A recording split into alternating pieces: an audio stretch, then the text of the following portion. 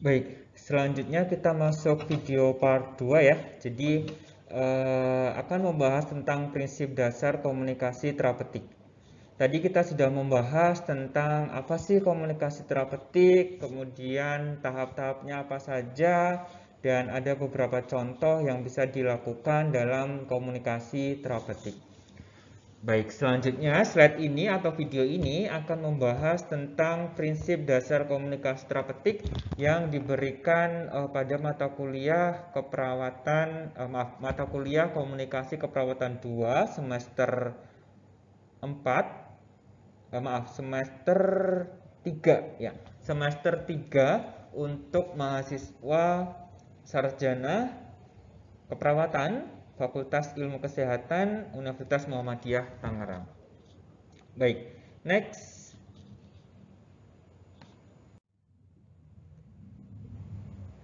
Ini adalah prinsip dasar komunikasi terapeutik yang saya temukan. Dia ada 4 proses. Yang pertama adalah hubungan perawat dengan klien. Ini menjadi dasar komunikasi terapeutik itu bisa terjalin. Oke. Kemudian yang kedua adalah perawat harus menghargai keunikan karena manusia itu bersifat unik, satu dengan yang lain itu dia berbeda. Oke, kemudian yang ketiga adalah semua komunikasi yang dilakukan harus dapat menjaga harga diri pemberi maupun penerima pesan. Nah, ini juga sudah kita bahas di awal tadi, akan tetapi ini menjadi dasar suatu komunikasi terapeutik itu berjalan dengan baik dan juga menjadi syarat dalam komunikasi terapeutik. Oke, kemudian komunikasi yang menciptakan tumbuhnya hubungan saling percaya. Jadi ada proses komunikasi atau ada proses hubungan yang jelas antara perawat dengan klien. Perawat sebagai apa, klien sebagai apa. Oke, yang nanti akan kita kupas tuntas dalam slide selanjutnya. Baik, next. Nah, ini adalah hubungan perawat dengan klien. Apa sih yang dimaksud dengan hubungan perawat dengan klien? Yaitu bersifat terapeutik atau menyembuhkan. Di mana hubungan perawat dengan klien itu hubungan terapeutik yang saling menguntungkan. Oke, jadi pasien diuntungkan dia akan proses kesembuhan dan perawat diuntungkan untuk proses merawat pasien sehingga hubungan ini itu didasarkan pada prinsip humanity of nurse and client. Jadi ada apa namanya ya, keberdayaan atau kemanusiaan antara perawat dengan klien. Jadi ada proses empati, ada proses saling menghargai antara perawat dengan klien sehingga klien ini untuk proses kesembuhannya itu lebih cepat seperti itu dibandingkan tanpa ada komunikasi antara perawat dengan pasien. Baik, selanjutnya adalah kualitas hubungan perawat klien itu ditentukan oleh bagaimana perawat mendefinisikan dirinya sebagai manusia. Jadi perawat harus bisa mendefinisikan bahwa yang kita rawat itu adalah manusia. Jadi dia punya perasaan, dia punya hati, dia punya keinginan dan lain sebagainya. Sehingga dalam proses merawat pasien ini kita harus meningkatkan kualitas kita, keilmuan kita dan lain sebagainya dalam merawat pasien ini.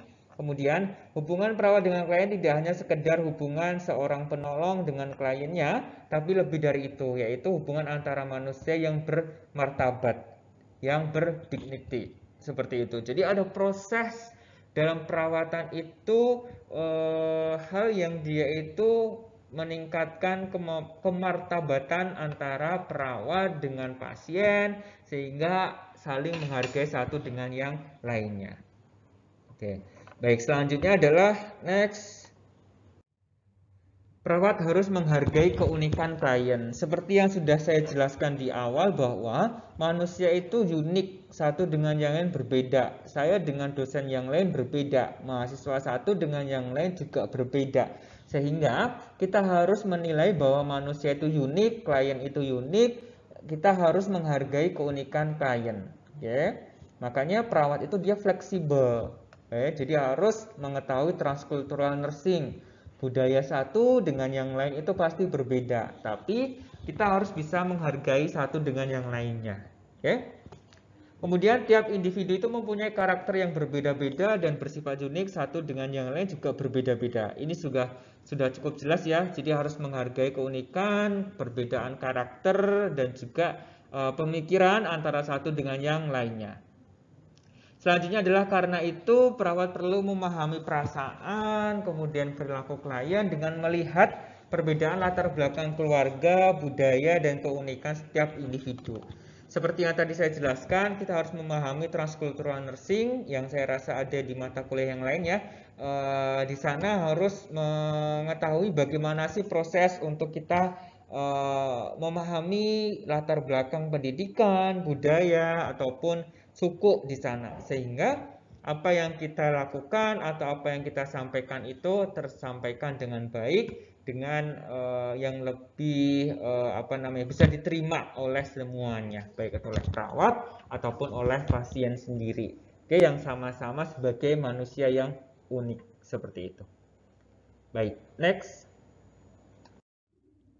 Selanjutnya adalah menjaga harga diri. Nah, ini yang tadi saya sampaikan. Dalam komunikasi terapeutik itu harus bisa menjaga diri atau menjaga harga diri antara pemberi pesan yaitu perawat ataupun terima pesan yaitu pasien.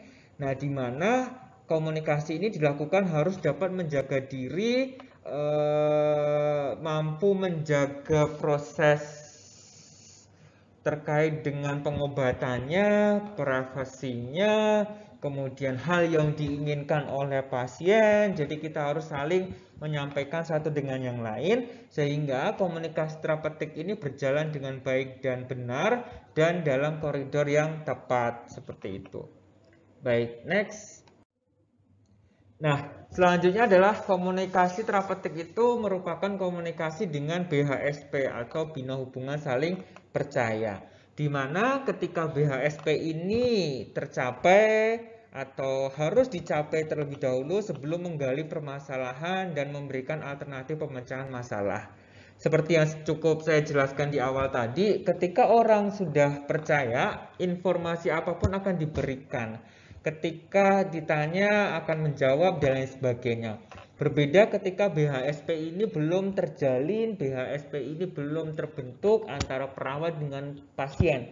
Maka ketika ditanya perawatnya, pasien ini pasti akan diam atau pasien ini bisa jadi akan membohongi ataupun bisa menjawab tidak sesuai dengan apa yang ia rasakan dan lain sebagainya.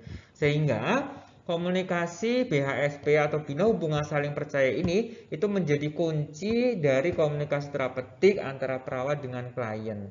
Jadi ketika merawat pasien dan lain sebagainya, rawatlah dengan hati sehingga hati nanti akan berbicara dan dia bisa akan menjawab semua pertanyaan yang kita lontarkan dalam proses pengkajian keperawatan. Baik, next.